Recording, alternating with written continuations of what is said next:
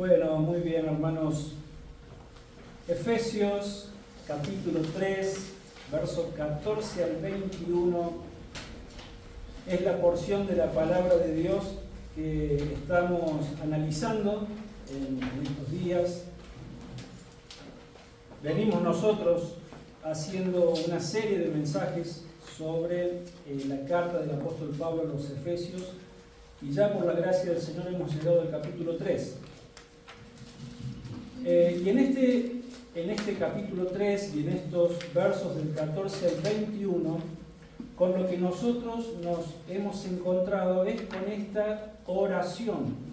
Esta oración que el apóstol Pablo le cuenta a los efesios cuáles eran las razones, las cargas que él tenía en su corazón y cuáles eran los motivos de oración que llevaban a Pablo a orar a Dios intercediendo por los efesios y, por supuesto, como decimos siempre permanentemente, por extensión tiene una aplicación a la iglesia del Señor Jesús en todas las épocas, en todos los tiempos. Así que esta oración que Pablo ha hecho por los efesios también es una oración que él ha hecho por la iglesia del Señor en todas las épocas.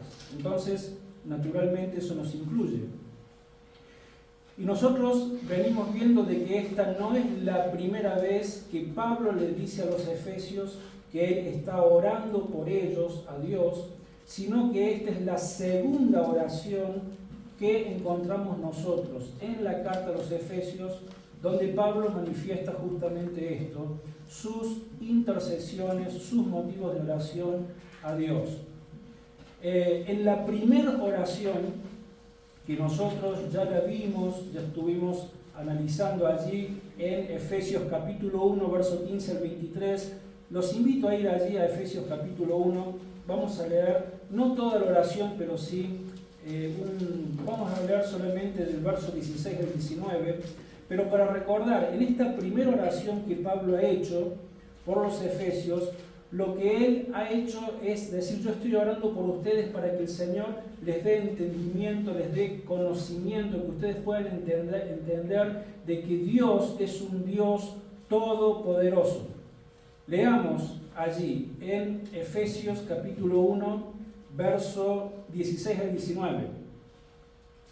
Así decía Pablo, así dice: no ceso de dar gracias por vosotros, haciendo memoria de vosotros en mis oraciones, para que el Dios de nuestro Señor Jesucristo, el Padre de gloria, os dé espíritu de sabiduría y de revelación en el conocimiento de Él, que Él alumbre los ojos de vuestro entendimiento, para que sepáis cuál es la esperanza a que Él os ha llamado, cuáles las riquezas de la gloria de su herencia en los santos, y cuál la extraordinaria grandeza de su poder para con nosotros los que creemos, según la acción de su fuerza poderosa.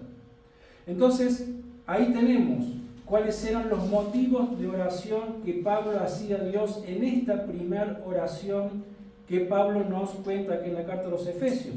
Para que Dios, estoy orando por ustedes, dice Pablo, para que el Señor les dé entendimiento, para que ustedes puedan conocer, para que Él alumbre los ojos de vuestro entendimiento, para que ustedes puedan entender cuál es la extraordinaria grandeza de su poder para con nosotros, que somos aquellos quienes hemos creído en Él. Y de esto se trataba esta primera oración, pero en la segunda oración, que es la que estamos analizando nosotros ahora, en la segunda oración lo que Pablo está haciendo es orar por la iglesia del Señor Jesús para que ese poder del cual Él quiere que tengamos conocimiento, bueno, que ahora nosotros podamos usar ese poder, podamos echar mano a ese poder.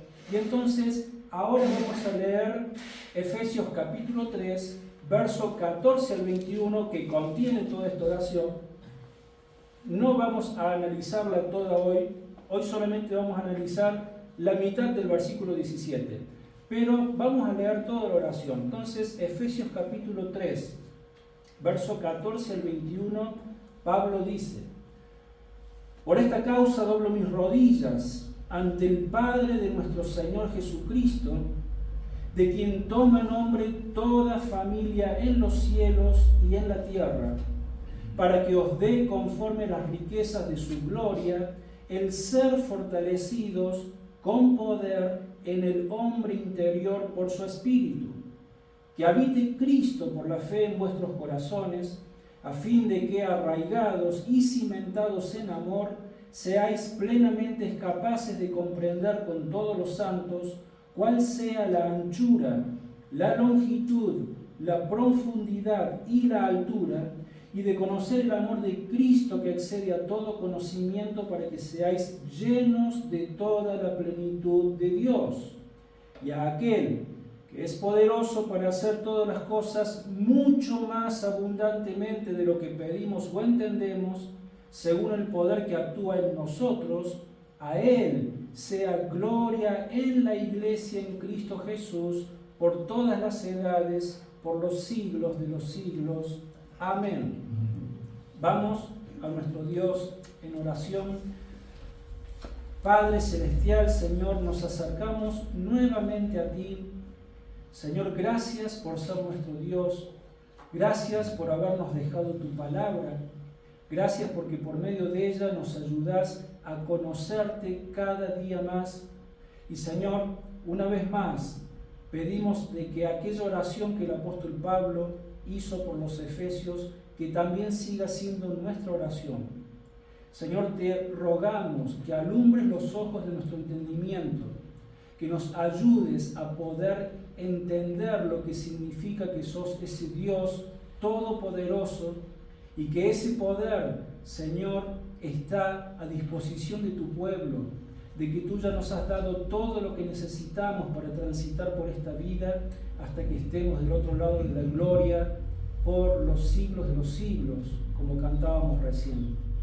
Entonces, Señor, ayúdanos en esta hora, en esta mañana. Gracias por tu misericordia, porque podemos reunirnos una vez más, gozarnos al alabar tu nombre, al bendecirte, al manifestarte nuestro amor y nuestro agradecimiento, pero necesitamos alimentarnos de tu palabra. Entonces te pedimos, Señor, de que nos ayudes a poder entender lo que hoy tienes para nosotros, y que no solamente lo entendamos, sino que podamos ponerlo por obra en nuestras vidas, para bien de nosotros, para bien de tu iglesia y para gloria de tu santo nombre. Te damos gracias, oramos en el precioso nombre del Señor Jesús. Amén. Entonces, bueno, dijimos también el domingo pasado de que si nosotros queremos resumir de alguna manera todo el contenido de esta segunda oración que el apóstol Pablo dice que hace por los efesios, el resumen lo encontramos allí en el verso 19, donde Pablo dice: para que seáis llenos de toda la plenitud de Dios. Para que sean llenos de la plenitud de Dios, es decir, para que los creyentes, para que la iglesia del Señor Jesucristo lleguen a tener tal fortaleza espiritual y tal deseo de conocer y de experimentar cada día más y más y más en sus vidas el poder y el amor de Cristo, de modo tal de que nuestras vidas lleguen a estar absolutamente dominadas por el Señor. Y de eso se trata el tema de hoy. Vuelvo a repetir. Este concepto que Pablo lanza para que seáis llenos de toda la plenitud de Dios, quiere decir de que los creyentes, el pueblo de Dios, los hijos y las hijas de Dios, lleguemos a tener tal fortaleza espiritual y tal deseo de conocer y de experimentar cada día más y más el poder de Dios y el amor de Cristo en nuestras vidas, de manera tal que nuestras vidas lleguen a estar absolutamente dominadas por el Señor. ¿Cuándo? Siempre. Cuando nosotros más adelante vamos a ver, cuando lleguemos al capítulo 5 de la carta a los Efesios, Pablo dice: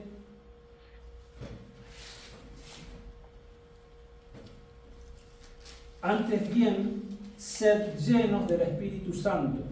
¿Qué significa esto? es lo mismo. Pablo va a seguir hablando de lo mismo, que seamos llenos de la plenitud de Dios. Y ese ser llenos de la plenitud de Dios, ese ser llenos del Espíritu Santo es una acción continua, es un presente continuo. No es una experiencia que la podemos llegar a tener alguna vez en nuestra vida espiritual, sino que se nos manda a vivir en este estado de plenitud, de la llenura de Dios, de ser llenos del Espíritu Santo. Tiene que ser, debe ser, debería ser una constante en nuestras vidas. Todos los días se nos exhorta a que vivamos en la plenitud de Dios. Entonces el apóstol Pablo, a partir del versículo 6 de este capítulo 3, él ha comenzado a compartir cuál es el propósito de sus oraciones. Y estuvimos viendo el domingo pasado, allí el verso 16, donde él dice, para que os dé conforme, o sea, Pablo está diciendo, estoy orando a Dios para que os dé conforme a las riquezas de su gloria, el ser fortalecidos con poder en el hombre interior por su espíritu. Entonces, hablábamos de que esto significa de que la familia de Dios, la iglesia del Señor Jesucristo, de que nuestros ojos estén puestos en todas aquellas riquezas que tenemos en Cristo, que ya somos herederos de ellas, que ya podemos comenzar a disfrutar de ellas, y que son todas estas riquezas que Pablo ha venido describiendo en el capítulo 1 y en el capítulo 2. Todas esas bendiciones sobreabundantes, celestiales, que Dios nos ha dado en Cristo, pues la oración de Pablo es para que nuestros ojos estén puestos en las riquezas que ya tenemos en Cristo Jesús y no dejarnos distraer por las vanidades del mundo.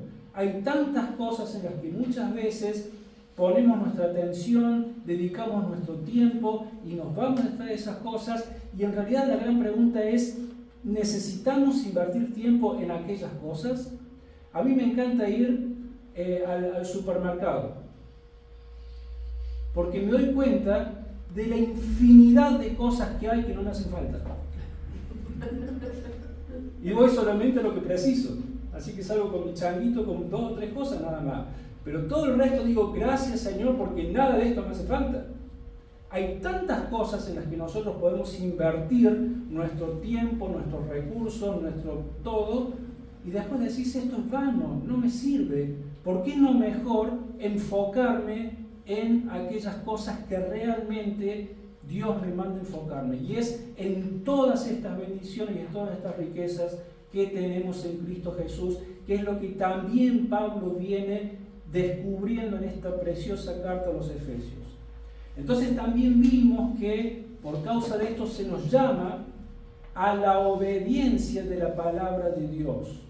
Debemos ser obedientes, y Dios nos ha dado el poder para poder hacerlo.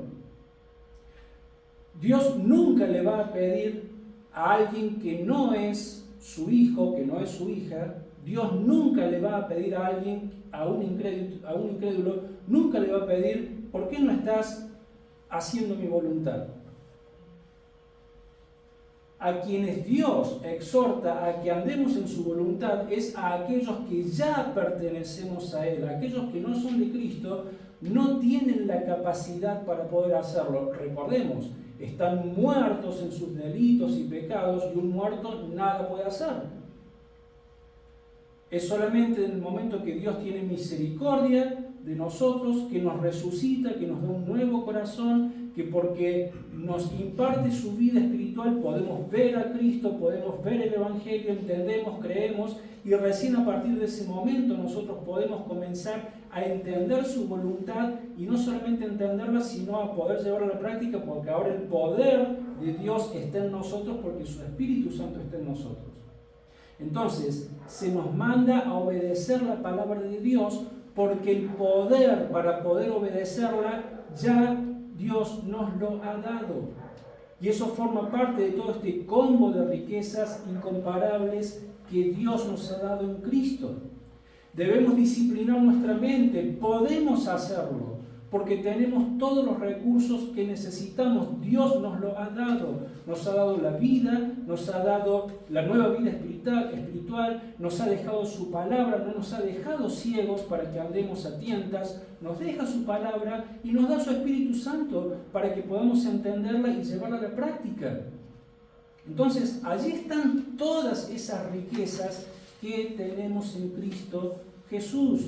Entonces, disciplinar nuestras mentes y fortalecernos por medio del poder de su Espíritu Santo para poder, acuérdense, estudiar su palabra, entender su palabra y vivir su palabra. Porque si solamente la estudiamos y la entendemos, pero no la llevamos a la práctica, nos está faltando la tercer pata de la mesa para que realmente podamos tener nosotros las vidas que Dios nos manda a vivir. Una vida cada vez más plena, una vida en la llenura de la plenitud de Dios, por causa de nuestro bien, por causa de nuestras familias, por causa de la iglesia del Señor Jesucristo, por causa de aquellos que todavía no conocen a Jesús y por causa de la gloria de su nombre. Fíjense todos los propósitos que involucran nuestra vida cristiana. Por eso leíamos recién, vuelvo a leer, Efesios 3, 20 al 21. Pablo termina esta oración diciendo: y a aquel que es poderoso para hacer todas las cosas, mucho más abundantemente de lo que pedimos o entendemos, según el poder que actúa en nosotros, a Él sea la gloria, ¿en dónde? En la iglesia, en Cristo Jesús, por todas las edades, por los siglos de los siglos. Amén. Entonces, este es el primer propósito, el primer motivo de oración que Pablo ha comenzado a mostrar allí en esta segunda oración. Ahora hay un segundo motivo de oración que Pablo tiene en su lista y es de lo que nos vamos a ocupar ahora. Es lo que dice la primera parte del verso 17, porque Pablo inmediatamente después del 16 dice que habite Cristo por la fe en vuestros corazones. Entonces, estoy orando para que el Señor les dé, conforme a las riquezas de su gloria, el ser fortalecidos con poder en el hombre interior por su Espíritu, pero también para que habite Cristo por la fe en vuestros corazones. Ahora bien,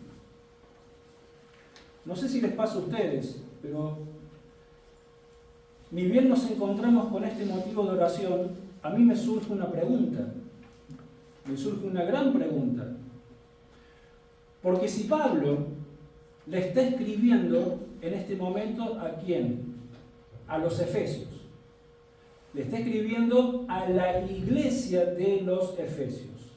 Quiere decir que Pablo le está escribiendo a personas que ya han sido salvas, que ya han pasado por la experiencia de la salvación, ya son hijos de Dios, y Dios ya ha venido a ser morada en cada uno de ellos en el mismo momento que ellos pasaron por la experiencia de la salvación.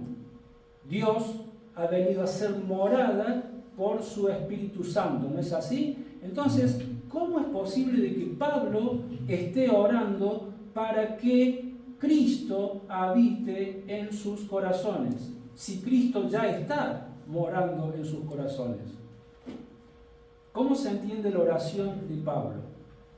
Y a primera vista puede parecer una contradicción a las mismas doctrinas que el apóstol Pablo y el resto de los apóstoles nos enseñan en el Nuevo Testamento. Esto de que en el mismo momento que una persona cree y se arrepiente, Cristo viene a morar por su Espíritu en su ser, ¿no es cierto? Lo veíamos en Efesios 1:13, ahí cerquita.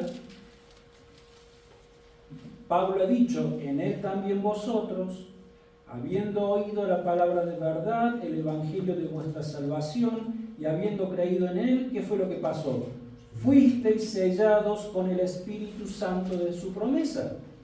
O sea, Dios ha venido a morar en ustedes por su Espíritu Santo. Lo vemos también en Efesios 2:20 al 22. ¿Se acuerdan que leíamos esto semanas atrás? Edificados sobre el fundamento de los apóstoles y profetas, siendo la principal piedra del ángulo Jesucristo mismo. En él todo el edificio bien coordinado va creciendo para ser un templo santo del Señor, en quien vosotros también sois juntamente edificados para morada de Dios en el Espíritu. Pablo lo que está haciendo es usar la imagen de un edificio, que está comparando a la iglesia del Señor con un edificio, y dice: en este edificio, en esta casa espiritual, Dios ha venido a ser morada por su Espíritu Santo. Después en casa pueden ver los otros pasajes que tienen allí, Romanos 8, 9, 16, 1 de Corintios y Juan, y tantos otros pasajes más que hablan de esta preciosa doctrina, en donde se nos enseña claramente que el Señor habita en los hijos de Dios por medio del Espíritu Santo a partir del mismo momento de su salvación. Entonces, otra vez, Pablo, ¿por qué oras de esta forma? ¿Por qué orás? Para que Cristo habite en sus corazones, para que Cristo habite en nuestros corazones. Y la respuesta es de que el apóstol Pablo, en este contexto, se está refiriendo al proceso de santificación por el cual ha comenzado a transitar todo hijo de Dios y toda hija de Dios a partir del mismo momento que experimentó su salvación.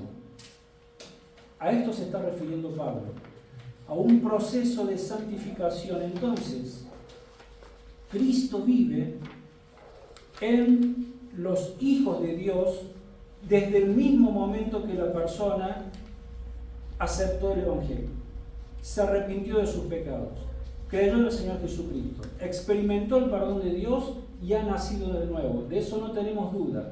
A partir de ese mismo momento, Cristo ha venido a vivir de una manera muy especial en cada hijo y cada hija de Dios. Pero Cristo, al mismo tiempo, lo que está diciendo Pablo en su oración, es de que Cristo quiere habitar de una manera muy, pero muy especial a través de este proceso de santificación en aquellos a quienes ya ha salvado.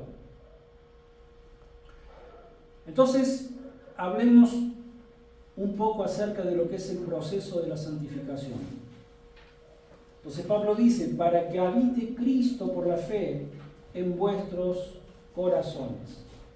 Y esta palabrita habite es un verbo, ¿no es cierto? Es una acción. Y este verbo conlleva la idea de alguien que habita en una casa. Esa es la idea que está queriendo transmitir Pablo.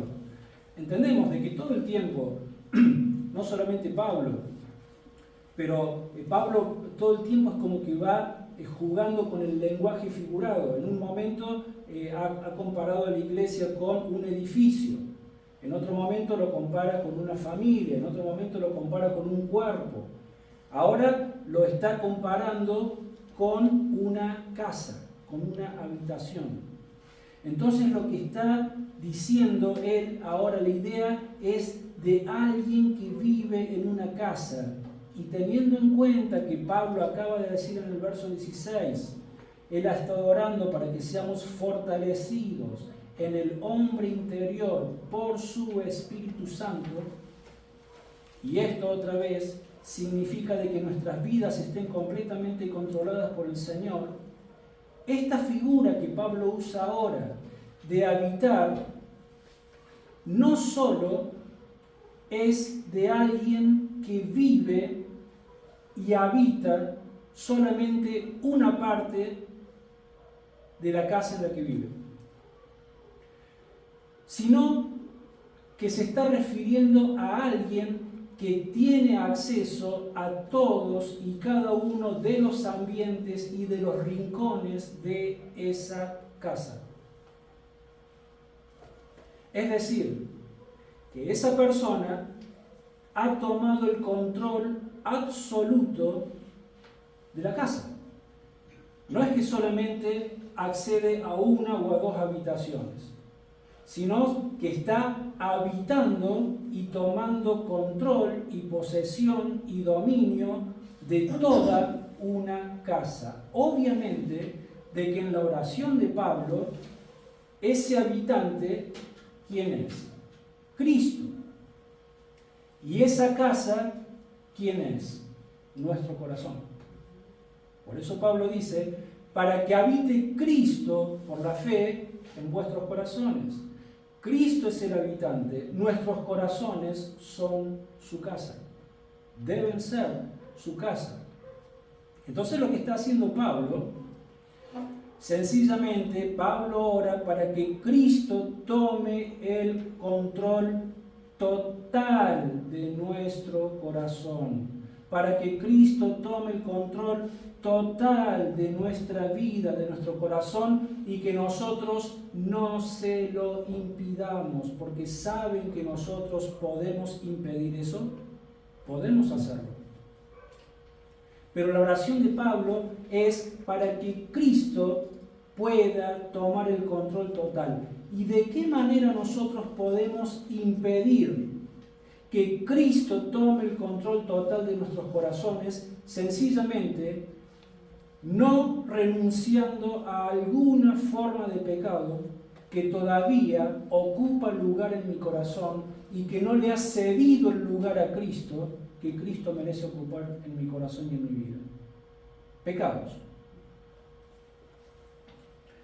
Imaginemos de que alguien compra una casa. Compra la casa y cuando llega para habitarla la encuentra llena de basura, tierra por todos lados, telarañas, escombros. Entonces la persona ha comprado la casa y entra para habitarla, pero solamente va a limpiar una habitación y el resto de la casa la va a dejar llena de toda esa suciedad. La pregunta es, esa persona, salvo que tenga algún desequilibrio, pero esa persona ¿se va a sentir a gusto en la casa que ha comprado? ¿Se va a sentir cómoda? ¿Va a sentir deseo de poder hacer uso cuando solamente está limpia una habitación y el resto de la casa está llena de suciedades? Por supuesto que no. Esa persona no se va a sentir a gusto en esa casa. Bueno, al igual que una casa tiene distintos lugares, distintos ambientes, distintas habitaciones, del mismo modo ocurre con nuestros corazones. Hay muchos rincones en nuestro corazón. Hay muchísimos rincones. Creo que nos animaríamos no haríamos mal si comparamos nuestros corazones, viste, con esas mansiones que compran los ricos y famosos que tienen 34 habitaciones, 150 baños y todas esas cosas. Bueno, algo así es nuestro corazón.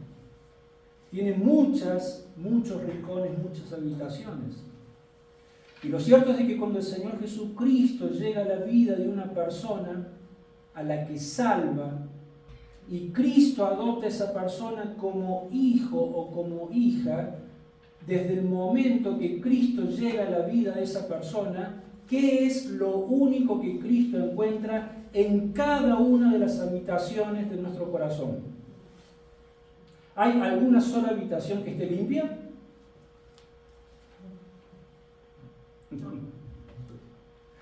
Génesis 6:5. Vamos a dejar que responda la palabra de Dios. Génesis 6:5.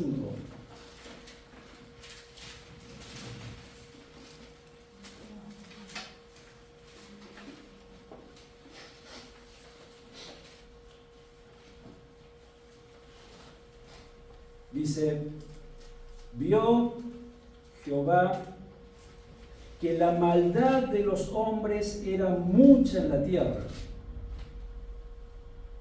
y que todo designio de los pensamientos de su corazón solo era de continuo el mal. ¿Qué es lo que vio Dios? ¿Qué es lo que Dios sigue viendo que hay en el corazón de las personas? ¿Qué es lo que ve que hay? Maldad. Eclesiastés 9:3.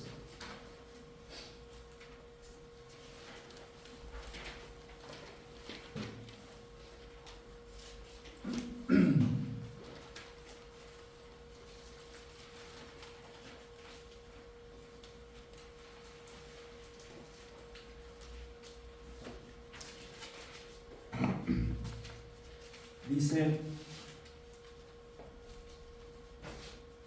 este mal hay en todo lo que se hace debajo del sol, que un mismo suceso acontece a todos, y que el corazón de los hijos de los hombres está lleno de mal y de insensatez durante toda su vida. Jeremías 17:9.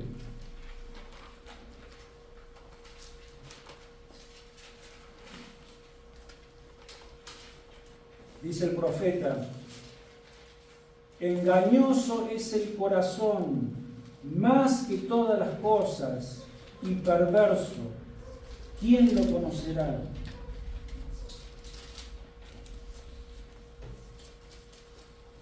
Marcos 7, 21 al 23.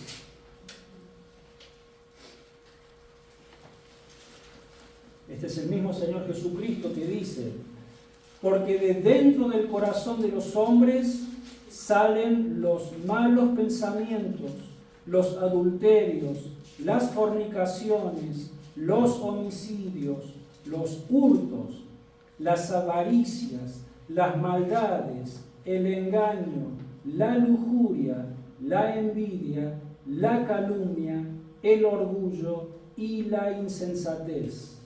Todas estas maldades salen de dentro y contaminan al hombre. Entonces, volvemos a preguntar: cuando Cristo llega a la vida de una persona a la que ha salvado y adopta como hijo o como hija, ¿qué es lo único que encuentra en el corazón de esas personas? Maldad. Por todos lados. Si otra vez lo comparamos con la imagen de la casa que ha comprado esta persona, encuentra basura por todos lados. Desde antes que entra en el jardín y ni bien abre la puerta, encuentra por todos lados lo que encuentra: basura.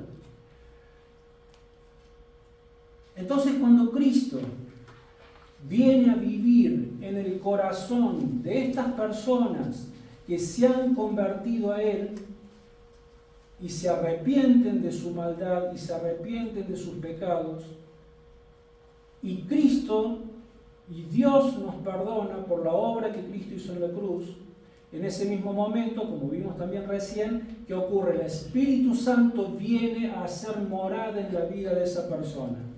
¿Y cuál es? Lo hemos dicho otras veces. ¿Cuál es uno de los tantos propósitos de la obra del Espíritu Santo en nuestras vidas? Pues el Espíritu Santo nos santifica. Ese es el propósito y la obra por la cual el Espíritu Santo también está en nuestras vidas. Entonces Cristo, por medio del Espíritu Santo, comienza su obra santificadora, y el Señor va a poner no solamente el deseo de que comencemos a sacar los escombros de la casa, los escombros de nuestro corazón, no solamente pone un deseo que antes no estaba, sino que también nos va a dar el poder para que podamos comenzar a limpiar la casa. Nos va a dar la escoba, el palo de piso, el balde, nos va a dar todo lo que necesitamos para limpiar esa casa que es nuestro corazón. Y en este proceso se involucran sí o sí dos personas. Son necesarias dos personas. Una es el creyente, uno soy yo, y la otra persona es el Señor. Porque esta es una obra que Dios la hace juntamente con nosotros, y esto es tan importante entenderlo. Vamos a ir yendo a la carta de Pablo a los Filipenses capítulo 2. ¿Por qué digo que es tan importante? Es importante porque muchas veces existe una mala interpretación de lo que es la obra de Dios en la vida de los hijos de Dios. Hablando en términos de lo que es la santificación de nuestras vidas, pero también esto tiene aplicación a los distintos órdenes de la vida, de nuestra experiencia cristiana, en las distintas cosas que vivimos a diario. Quiero decir de que a veces personas tienen una interpretación equivocada en donde dicen, bueno, Dios es todopoderoso, es lo que estamos viendo. Dios está en control absoluto de todas las cosas, sí es cierto. Dios es soberano, Él hace lo que quiere, con quien quiere, cuando quiere, como quiere, en el tiempo que quiere, de la manera que quiere. Todo eso es ciertísimo, pero muchas veces llevamos esas doctrinas a un extremo donde ocurre un desequilibrio y muchos cristianos bien intencionados piensan, entienden, bueno, si Dios está en control absolutamente de todo, entonces ¿sabes qué? Yo me quedo de brazos cruzados y que Dios haga lo que tenga que hacer. Y si Dios no lo hace, será porque Él no quiere. Bueno, eso es un error. Porque sí es cierto de que Dios tiene todos estos atributos de poder, de soberanía y demás, pero Dios siempre obra juntamente con nosotros.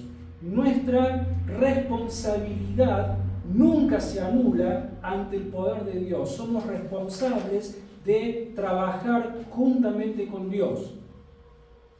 Entonces, en el caso específico de la santificación, hay personas que han llegado a decir, bueno, ¿sabes qué? Si Dios no me cambia, será porque Él no quiere hacerlo. Entonces yo me voy a relajar, me voy a quedar quieto y voy a esperar a que Dios en algún momento obre en mi vida y que sea Él quien se encargue de limpiar mi corazón, porque Él es Dios.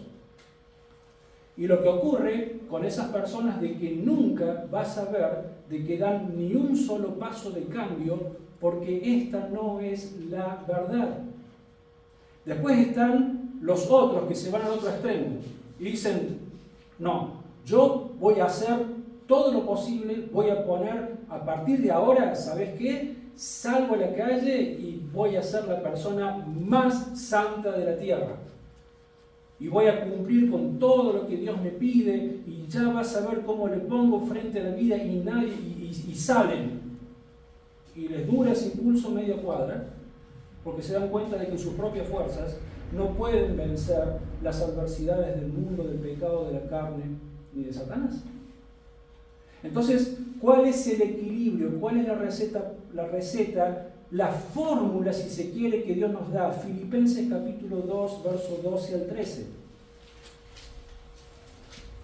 Filipenses capítulo 2, versos 12 al 13, fíjense que Pablo dice, por tanto, amados míos, como siempre habéis obedecido, no solamente cuando estoy presente, sino mucho más ahora que estoy ausente, ocupaos en vuestra salvación con temor y temblor. Detengámonos allí. Cuando Pablo está diciendo, ocupaos de vuestra salvación, no está diciendo, tengan cuidado que pueden perder la salvación. No es lo que está diciendo, porque esa también es otra doctrina equivocada. La salvación no se pierde. Cuando acá habla de salvación, está hablando justamente de santificación, de lo mismo que estamos hablando nosotros ahora en Efesios. Entonces Pablo les dice, ocupaos con temor y con temblor de vuestra salvación. O sea, hermanos, tienen que ocuparse, tienen que predisponerse, tienen que ser diligentes en echar mano a erradicar todas aquellas cosas que saben que no están bien en su corazón. Todas aquellas cosas que saben de que no permiten de que Cristo habite en sus corazones como Cristo merece hacerlo. Porque hay habitaciones en nuestro corazón que están ocupadas con formas de pecados, con ciertos ídolos, con un montón de cosas. Entonces Pablo dice, ocúpense de vuestra salvación con temor y temblor y vayan de háganlo solos. ¿Eso dice? No. Fíjate lo que dice el 13. Porque Dios es el que en vosotros produce así el querer como el hacer por su buena voluntad.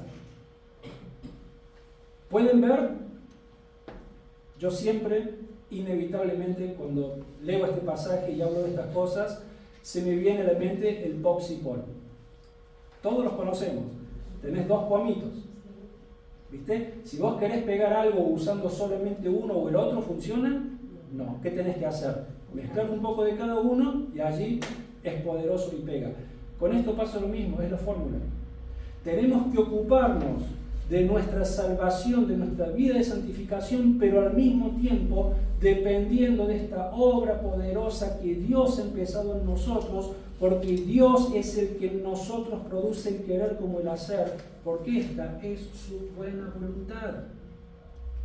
Entonces, ¿qué es lo que nos está diciendo? Hermanos, todo lo que nosotros somos en Cristo, más todo lo que Cristo es en nosotros, de esta manera nosotros podemos vivir una vida llena y vivir en la plenitud de Dios. Leamos otros pasajes. Primera de Juan, capítulo 3, verso 2 al 3. Acuérdense que es primera, no es evangelio. Primera de Juan, capítulo 3, verso 2 al 3.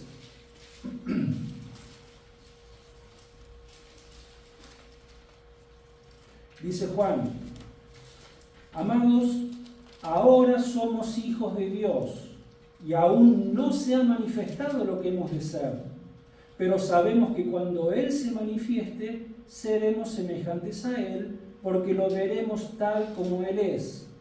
Y todo aquel que tiene esta esperanza en Él, se purifica a sí mismo, así como Él es puro. Efesios 4, 17, 24.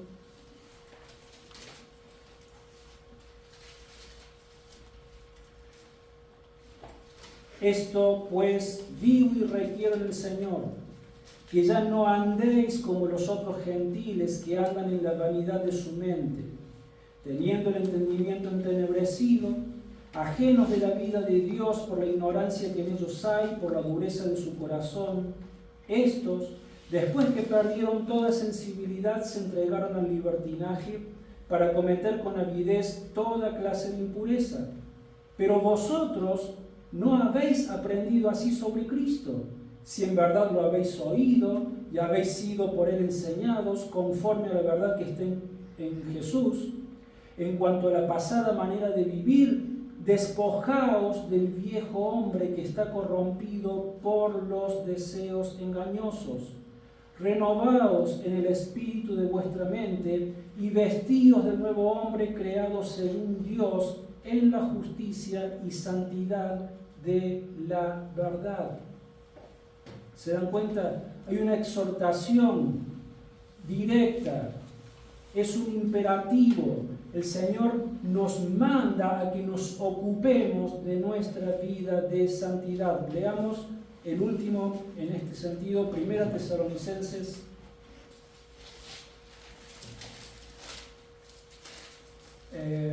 capítulo 5,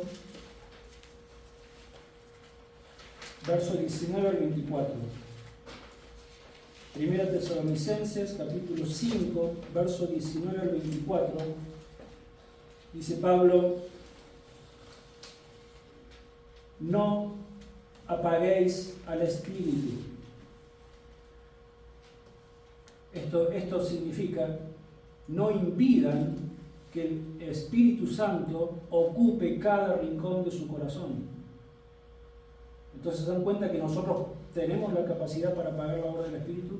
Dice: no apaguéis al Espíritu, No menospreciéis las profecías, examinadlo todo y retened lo bueno.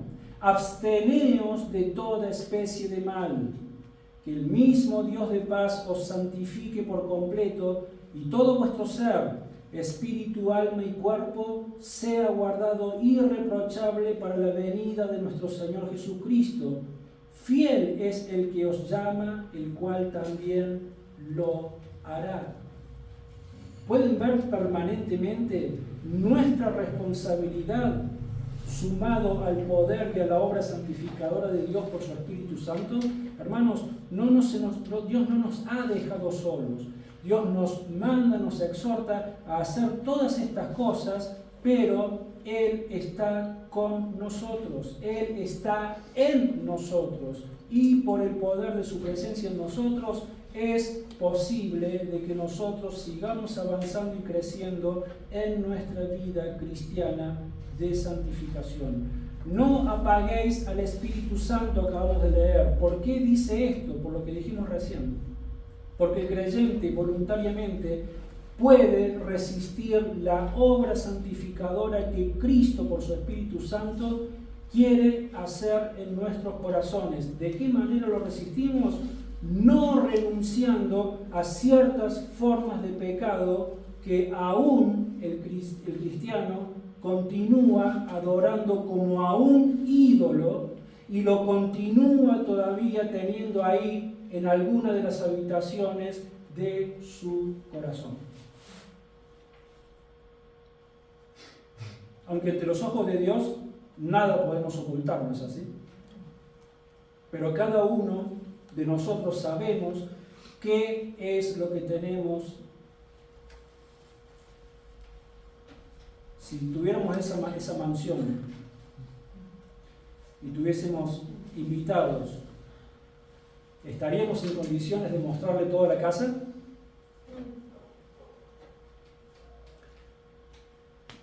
Entonces, cuando Pablo ora para que Cristo habite por la fe en nuestros corazones, lo que está pidiendo a Dios es que cada día los hijos de Dios renuncien a esas formas de pecado que saben que todavía gobiernan sus vidas. Que confiesen esos pecados. ¿A quién? A Dios. 1 Juan 1:9, que si confesamos nuestros pecados, Él es fiel y justo para perdonar nuestros pecados y limpiarnos de toda maldad. Y arrepentirnos de todos aquellos pecados que todo el tiempo se manifiestan en nuestros corazones y darle batalla. Y no es de que hoy saqué la basura y al otro día y a partir de ahí ya la casa está limpia por siempre y para siempre. No, hermanos, y sobre todo las hermanas son las que más saben de que una casa hay que mantenerla limpia todos los días, ¿no es cierto? Porque pasaron el piso, pasaron el trapo, todo, pasó media hora y pasás el dedo y de nuevo, pero si acabo de limpiar. Bueno, así pasa con nuestro corazón. Estamos batallando permanentemente contra el pecado y de eso se trata la vida cristiana. Es una lucha en contra del poder del pecado que todavía mora en nosotros, de las influencias pecaminosas del mundo que permanentemente se nos adhieren, se nos pegan, de las mentiras y la influencia con la que Satanás viene a nuestra mente. Es una lucha permanente, pero no se nos ha dejado solos.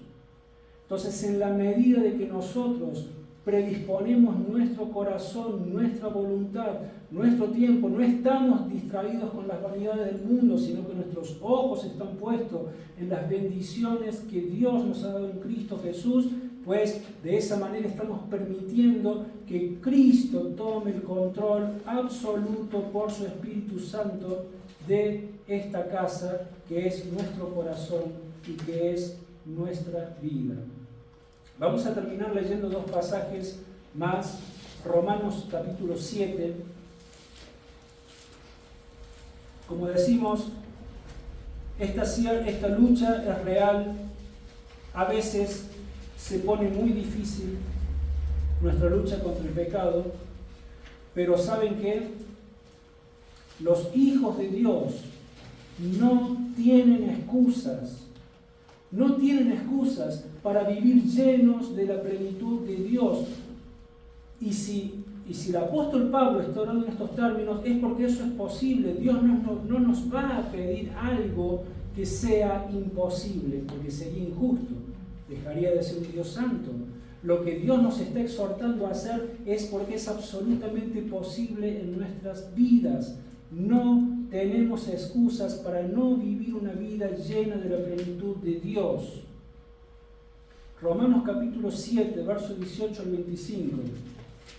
Es un pasaje maravilloso en donde el mismo apóstol Pablo acá está contando cuál es la lucha que él mismo tiene contra el pecado. Y fíjate lo que dice, Romanos 7, 18 al 25, dice Pablo: y yo sé que en mí, esto es, en mi carne, no habita el bien. Porque el querer el bien está en mí, pero no el hacerlo. No sé si ahí ya pueden comenzar a identificar la lucha que tiene Pablo.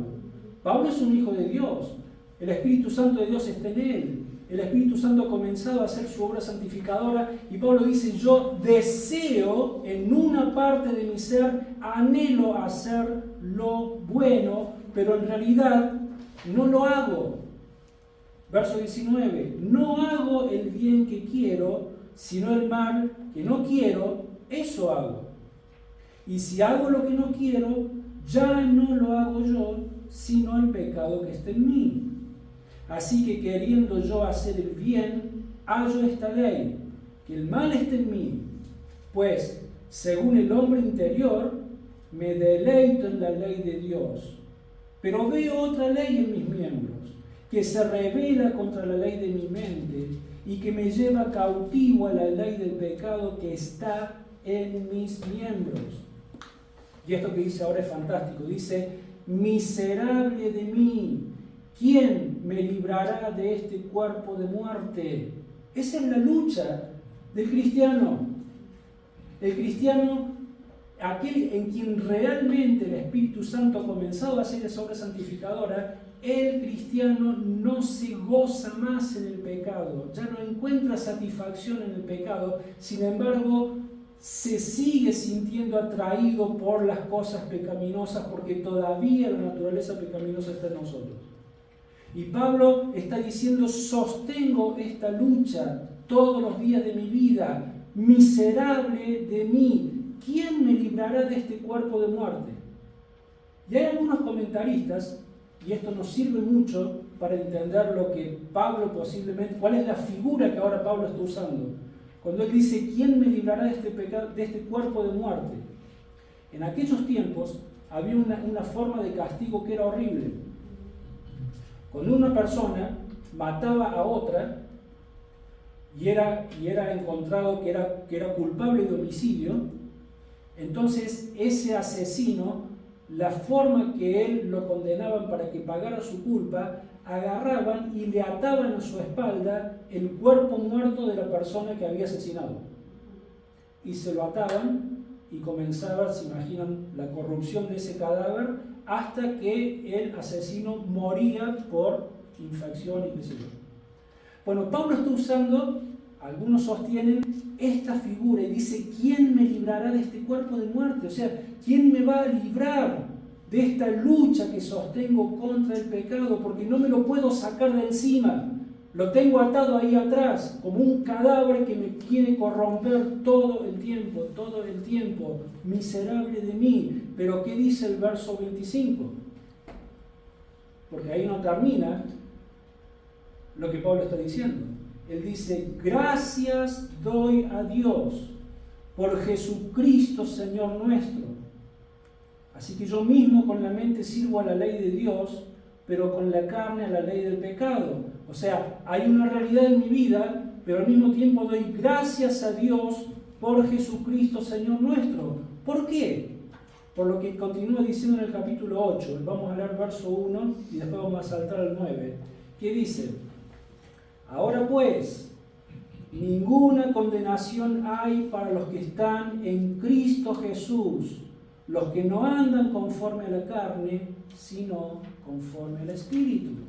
O sea, a pesar de que seguimos sosteniendo esa lucha, ya no estamos condenados, porque Cristo pagó por esos pecados hacia los cuales todavía me sigo sintiendo atraído y al mismo tiempo siento repulsión, porque tengo esa lucha.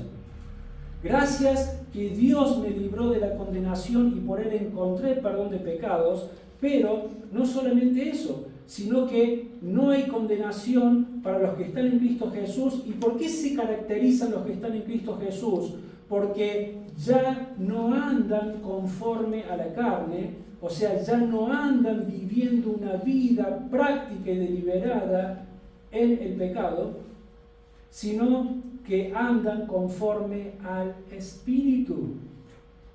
Porque permiten que el Espíritu Santo haga su obra santificadora y entre a todos los rincones de sus corazones para comenzar a hacer la limpieza. Verso 9 al 14. Pero vosotros, le habla a los cristianos de Roma, no vivís según la carne, sino según el Espíritu. Pero hace una aclaración. Si es que el Espíritu de Dios está en vosotros. ¿Qué es lo que está diciendo? Hermanos, analícense.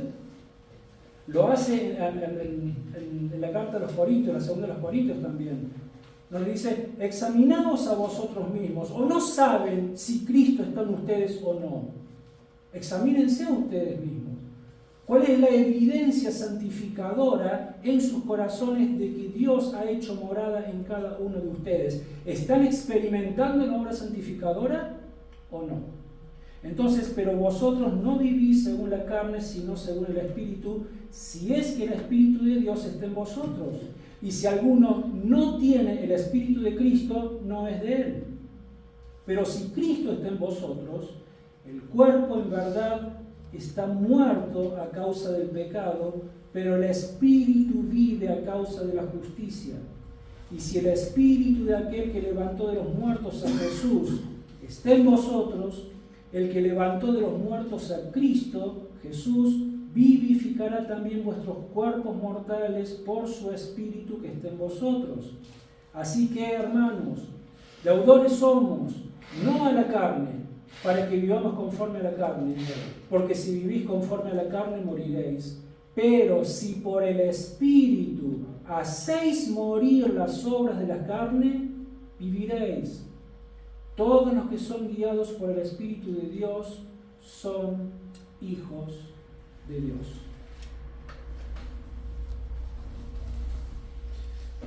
Amén. Oramos. Padre Celestial, Señor, una vez más nos vemos ante el espejo de tu palabra. Y Señor, ¿qué podemos decir? ¿O qué podemos hacer sino humillarnos? Porque, Señor, nos vemos con tanta claridad tal cual como somos.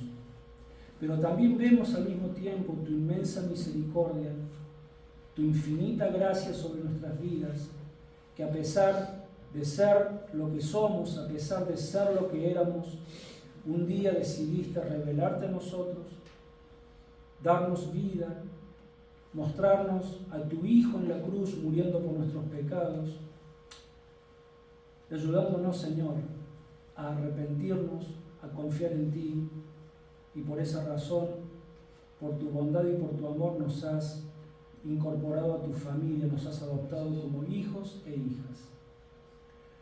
Pero, Señor, como estamos viendo con tanta claridad, hay una obra santificadora que Cristo por su Espíritu Santo ha comenzado a hacer en nosotros. Y, Señor, te rogamos de que nos ayudes a poder echar mano a ese poder que está allí disponible en nosotros, para que limpies cada área, cada habitación, cada rincón de nuestro corazón, Señor. Porque, Señor, esta es la obra maravillosa que has comenzado a hacer en nosotros. Porque nos estás preparando para llevarnos a aquel lugar en donde no existe el pecado, en donde ya no existe la mentira, ni la maldad, ni la injusticia, sino que es todo pureza y santidad, y eso es estar en tu misma presencia. Entonces, Señor, gracias porque a pesar de que todavía, como Pablo dice, somos unos miserables porque luchamos con el pecado de nuestras vidas, al mismo tiempo tenemos esta bendita esperanza de que vos has comenzado a transformarnos, a hacernos cada día más semejantes a tu Hijo, Señor, para llevarnos a las glorias eternas, donde allí sí disfrutaremos por siempre y para siempre el ser liberados completamente de este cuerpo de muerte que todavía está atado a nuestras espaldas. Pero, Señor, mientras estemos acá, ayúdanos a poder tener una vida llena del Espíritu Santo, a aprender a vivir en la plenitud de Dios. Ayúdanos a seguir estudiando tu palabra, ayúdanos a poder entenderla, ayúdanos a poder aplicarla en nuestras vidas, Señor, porque esto es tu buena voluntad, la cual es agradable y es perfecta. Porque eso nos hace bien a cada uno de nosotros individualmente. Porque eso, Señor, hace bien a nuestras familias, a nuestros matrimonios, a nuestros hijos. Porque eso, Señor, trae bendición sobre la vida de tu iglesia, que es tu cuerpo, la cual compraste con tu sangre. Porque, Señor, por medio de este poder y de esta obra transformadora, el mundo perdido puede ver de que tú eres real en nosotros y se sienten atraídos a poder conocer a este Dios que les puede dar lo que el mundo no les puede dar. Y por causa, Señor, de que la gloria de tu nombre merece de que seamos santos, porque tú eres santo y nos has llamado a santificación. Te damos gracias por tu palabra, tu amor, tu poder sobre nuestras vidas. Oramos en el precioso nombre del Señor Jesús. Amén. Amén.